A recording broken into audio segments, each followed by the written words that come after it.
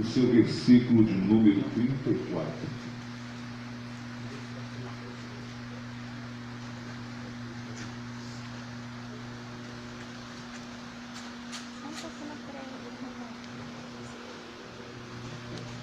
Eu vou pedir à igreja que me ajude, porque eu cheguei aqui, sentei e lembrei que eu uso uma bicicleta, entendeu? E sem essa bicicleta eu tenho dificuldade de leitura. Com essa aqui eu tive facilidade. Amém? Livro de Marcos, capítulo de número 8, versículo de número 34, quero dizer, me perdoe. Está escrito assim, ó: e chamando a si a multidão com os seus discípulos, disse-lhes: se alguém quiser vir após mim, negue-se a si mesmo, tome a sua cruz e siga-me. Porque qualquer que quiser salvar a sua vida, perdê-la-á. Mas qualquer que perder a sua vida, por amor de mim e do Evangelho, esse a salvará. Pois que aproveitará ao homem ganhar todo o mundo e perder a tua alma. Tome os vossos assentos.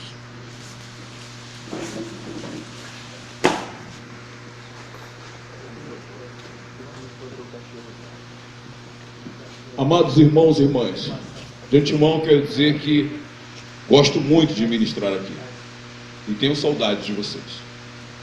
Aqui é um lugar abençoado, é um lugar onde, antes de vocês iniciarem as suas tarefas diárias, vocês têm o alimento do Espírito, num dia só da semana, uma única terça-feira. Pena que nem todos tirem proveito desse pão que é descido do céu como alimento para manter uma semana agraciada pelo Todo-Poderoso.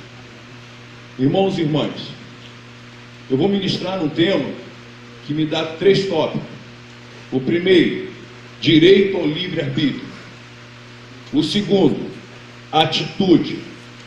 O terceiro, determinação. Estamos vivendo num tempo aonde já não conseguimos muitas das vezes identificar o verdadeiro cristão em meio a tantos.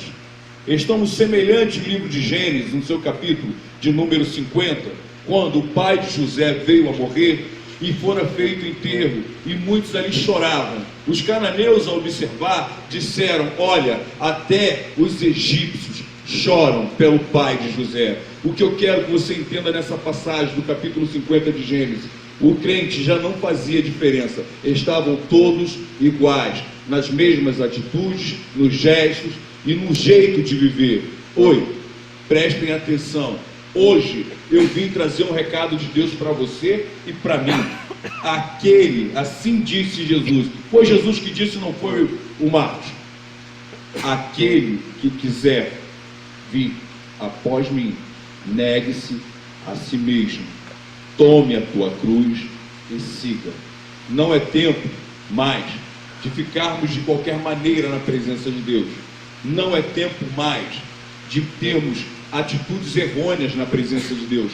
Não é tempo mais de achar que temos o direito de julgar o nosso próximo. Não é tempo mais de ficar de qualquer maneira diante desse Deus Todo-Poderoso. É tempo de arrumar a casa, edificar o altar e ter a determinação de que eu posso trazer a existência do meu milagre, porque o Deus de Abraão, de Isaac e de Jacó é o mesmo Deus de Marcos, de Arnaldo, de Júlio e de todos vocês. Deus não mudou, e o que Ele determinou na tua palavra, se eu não crer, eu tenho que rasgar a minha Bíblia.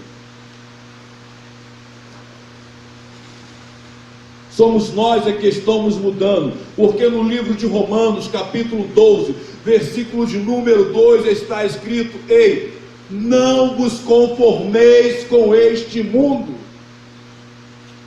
E o mundo está trazendo conformidades que está tirando muitos de nós do foco. Estamos pensando em muitas coisas, mas estamos deixando de pensar em Jesus. Olha, pastores, já existem pastores entre nós que não oram mais, já existem pastores entre nós que não dá tempo de ler a Bíblia, já existem pastores entre nós que não preparam mais um sermão para trazer o povo para a presença de Deus.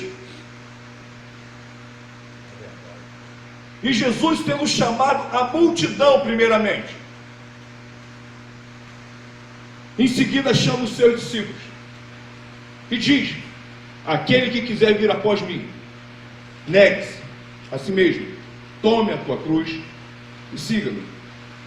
Porque aquele que perder a sua vida por amor de mim, ganhá-la. Estou pregando para 1000 pessoas, escuto só 2 responder ali. Aquele que perder a sua vida por amor de mim, ganhá-la. Sabe o que isso significa, amados irmãos? É o privilégio, o direito de nascer de novo. É que muitas das vezes você não entende, no contexto bíblico, o que é nascer de novo. Mas eu nessa manhã não estou incomodado. Eu vou te falar o que significa nascer de novo. Significa largar a tua velha história para trás e se transformar numa nova criatura. Significa entender uma coisa, meu irmão: você já não faz mais parte desse mundo, você não passou a ser um extraterrestre não, mas você tem que fazer a diferença no meio dos teus. Primeira coisa, a transformação, que é a metamorfose, que vem que vem da metanoia, que é a transformação aqui de dentro. Começa a transformar a mente, em seguida começa a transformar o caráter, de dentro para fora. Aquilo que eu fazia de errado, eu não faço mais. Aquilo que eu pensava errado, eu não penso mais. Por quê? Porque a minha mente agora é mente semelhante à de Cristo. Eu tenho que negar tudo aquilo que me conduzia aos erros, eu tenho que negar tudo aquilo que me trazia os deleites da carne, eu tenho que me negar a tudo aquilo que me faz pecar, adulterar, que me faz me prostituir, que me faz roubar. Eu tenho que ter uma mudança, uma transformação no espírito e no caráter. Só que fica difícil porque muitos não conseguem essa transformação. E quando não consegue essa transformação, continua perseguindo, continua adulterando, continua se prostituindo, continua fazendo tudo aquilo que é desagradável aos olhos de Deus. Quando Jesus fala: ei, aquele que quiser, Ele está te dando livre-arbítrio. Ei, você pode ter o melhor carro sim, você pode ter a melhor casa sim, você pode ter uma boa faculdade sim, você pode liderar uma empresa sim. Sabe por quê? Porque Deus é capaz de fazer tudo isso e muito mais. Mas a única coisa que você não vai poder, preste atenção, é herdar a promessa de vida eterna. A única coisa que você não vai poder, preste bem atenção, é ter direito ao passaporte celestial. Porque se eu for viajar daqui para os Estados Unidos, eu tenho que tirar o passaporte, mas o passaporte não vai me garantir que eu vou poder viajar, porque logo em seguida eu vou ter que fazer uma entrevista, e nessa entrevista, se eu for reprovado, não adianta o passaporte, eu fico aqui. Amém ou não amém? Então Jesus está chamando a multidão e os seus discípulos. E eu ficava me perguntando, uma vez eu ouvi um pastor falar aqui: quando a gente vem ministrar aqui, a gente passa a noite meio dorme e acorda. Passa. É até diferente quando eu ministro à noite. Passa uma noite meio dorme e acorda. Dorme, acorda. Tu está pensando na palavra, mas Deus está falando contigo hoje. Dorme, acorda. E daqui a pouco, às 6 horas da manhã, não tem luz. Não tinha luz na minha casa não. Falei: Jesus, vou pular de tanto tempo. E Deus colocou essa palavra no meu coração, de dizer aqui nesse lugar: sai do meio da multidão. Se tiver que se comportar como uma mulher do fluxo de sangue, caindo, balançando, se comporte, mas toque em Jesus como deve se tocar, porque a multidão apertava, oprimia, mas não viu o teu milagre, Arnaldo. E ele faz uma separação, dito à multidão e aos seus discípulos. Porque os discípulos aprendiam com ele, mas em muitos dos momentos se tornavam igual a qualquer um no meio da multidão. Sabe o que eu quero te dizer essa manhã? Principalmente para crente: quando estiver no meio da multidão, faça a diferença. Porque afinal de contas, eu tenho uma pergunta para toda a igreja presente: o sal daqui é diferente do sal dos Estados Unidos? A luz daqui é diferente da luz dos Estados Unidos?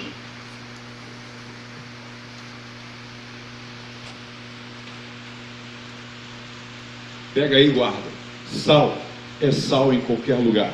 Luz é luz em qualquer lugar. E vocês são o sal da terra e a luz do mundo. façam a diferença. Ser cristão é saber de uma coisa: a minha família, primeiramente, tem que ver a minha conversão. Ei, quando eu chegar em casa, presta atenção, quando eu chegar em casa, aquilo que eu fazia antes, eu já não faço mais. A partir daí, se a tua esposa não for evangélica, tenha certeza, ela vai começar a se converter através do teu testemunho. Se o teu filho não é evangélico, ele começa a se converter através do teu testemunho. Sabe por quê? Porque você vai começar a se olhar no espelho e entender uma coisa: eu antes não me amava, mas agora eu me amo, e do jeito que eu me amo, eu tenho que amar o meu próximo, eu tenho que retribuir o meu próximo melhor ainda do que para mim. Mas o meu ministério começa na minha casa. Mas se eu tenho dificuldade de mostrar para minha família que houve uma transformação, uma metamorfose, uma mudança no caráter, é sinal que eu não estou sabendo como conduzir a minha cruz. Mas hoje tem crente diferente, que além de não carregar a sua cruz,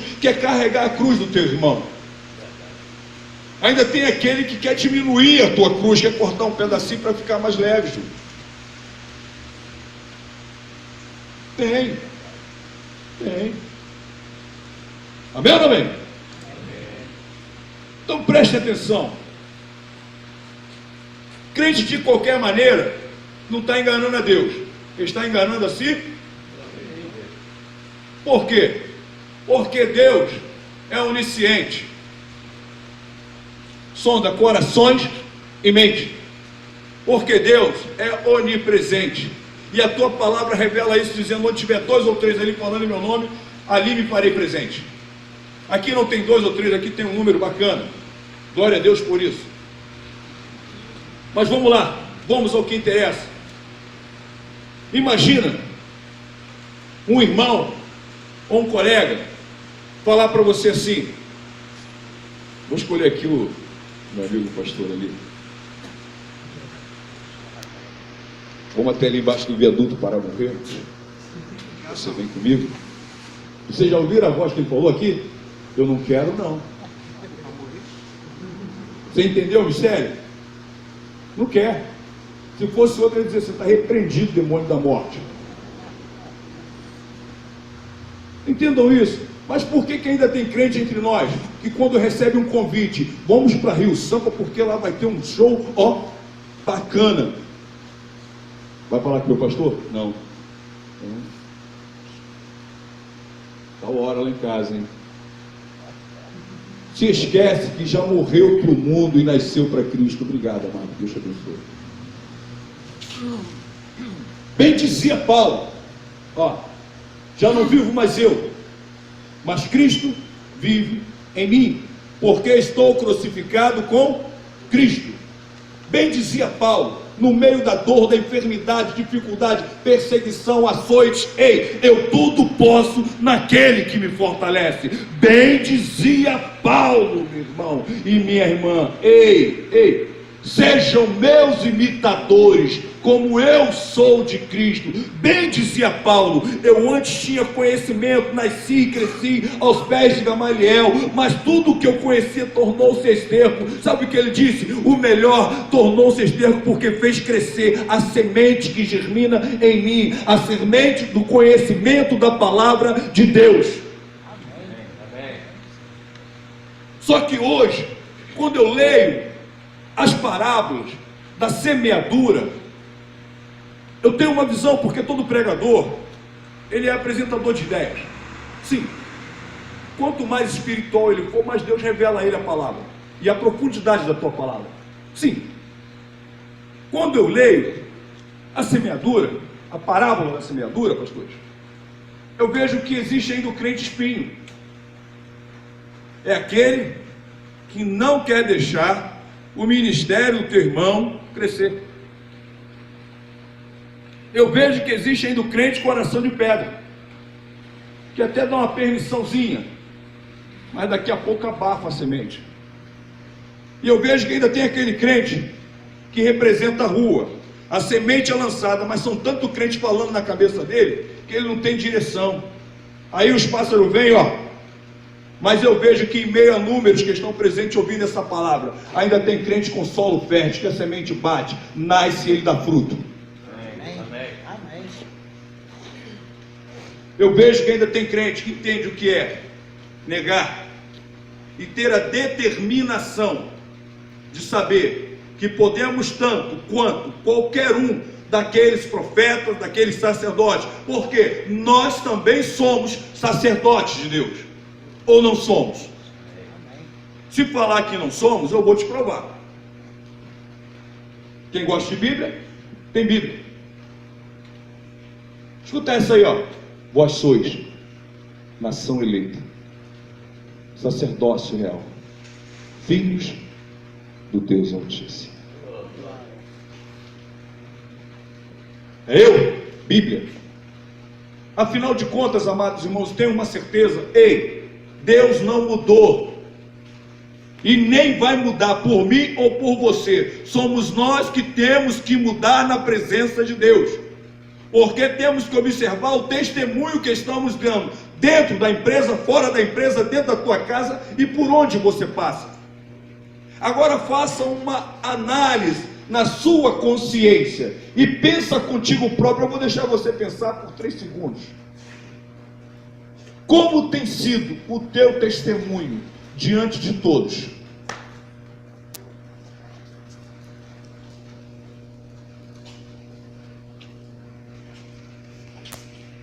Um, 2, 3. Deu para pensar? Eu ouvi de manhã aqui esse homem de Deus falando que Davi orou até pelos seus pecados ocultos. Então cada um de vocês sabe os pecados ocultos que vocês têm e tem carregado contigo. Cada um de vocês sabe aquilo que é para apresentar a Deus e não apresentaram. Cada um de vocês sabe que o tempo é de arrumar a casa, porque casa desarrumada, Deus não opera as suas maravilhas, não. Vamos fazer aqui uma visão rápida. Lembra do tema? Tendo dito Jesus à multidão e aos seus discípulos que aquele que quiser vir após mim,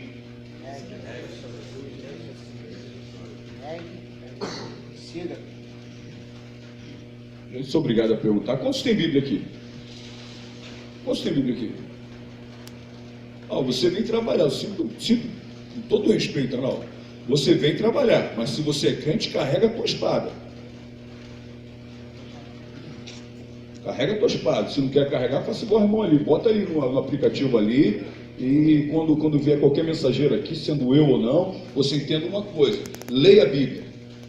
Porque crente sem palavra é crente que é levado por qualquer tipo de ideia. Ele não tem firmeza, porque ele não se firma na palavra de Deus. Ele se firma naquilo que lhe convém, naquilo que lhe apraz. Então aquilo que lhe convém, aquilo que lhe apraz, dá o direito de você dizer: eu sou assim, desse jeito mesmo, e Deus me aceita. Não, Deus não te aceita de qualquer maneira, não. Ou você entra na metamorfose de mudar o teu caráter e das suas atitudes vindo de dentro para fora, ou então você, com todo respeito, não, sem respeito, vai morrer, vai para o inferno. São 2 caminhos, e só depende de você. Ou você nega a si mesmo, que é a atitude de sair do livre-arbítrio e viver a tua determinação de ser um seguidor de Cristo, para gozar dos melhores proveitos que Ele tem para mim e para você. Eu não quero saber o que você é ou o que você era. De uma coisa eu tenho certeza: Jesus tem o melhor para você. Amém. Se não tivesse, não estaria escrito na 2ª carta aos Coríntios, no seu capítulo de número 5 e no seu versículo de número 17: aquele que está em Cristo, nova criatura é. As coisas velhas,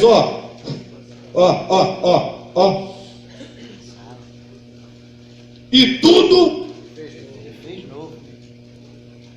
Mas você tem que acreditar nessa tua identidade. É o teu direito de nascer de novo. Ninguém mais vai poder te acusar. Demônio nenhum, capeta nenhum, Satanás nenhum vai poder te acusar. Ele vai te perseguir, sim, mas você está com o Todo-Poderoso. Amém ou não amém? Está gostando ou não está gostando? Amém. Às vezes, irmão, uma palavra como essa não cai bem, não. Eu sei que aqui tem um número de homens e poucas mulheres. Mas como se faz para arrumar uma casa? Tem que desarrumar. Certo ou errado? Não? Certo ou errado? Você arrumar uma casa, tem que se desarrumar. Entenda nessa manhã, eu vou ser breve, porque o tempo já se esgota. A primeira coisa que tem que ser feita é tirar tudo do lugar. Mulher, quando arruma a sala, ela já acorda hoje, tendo arrumado ontem, e diz: não está legal. E transforma tudo, muda de um lado para o outro. Homem não tem esse costume. Não, homem não tem. Homem às vezes até desapercebido, ela faz de tudo para que ele veja a mudança. O cheirinho do desinfetante. Mas às vezes ele não percebe nada. É um homem esquisito. Mas eu quero falar para vocês, homens e mulheres, nessa manhã. É tempo de mudar as suas atitudes diante de Deus. É tempo de ser servo e não mais um na multidão.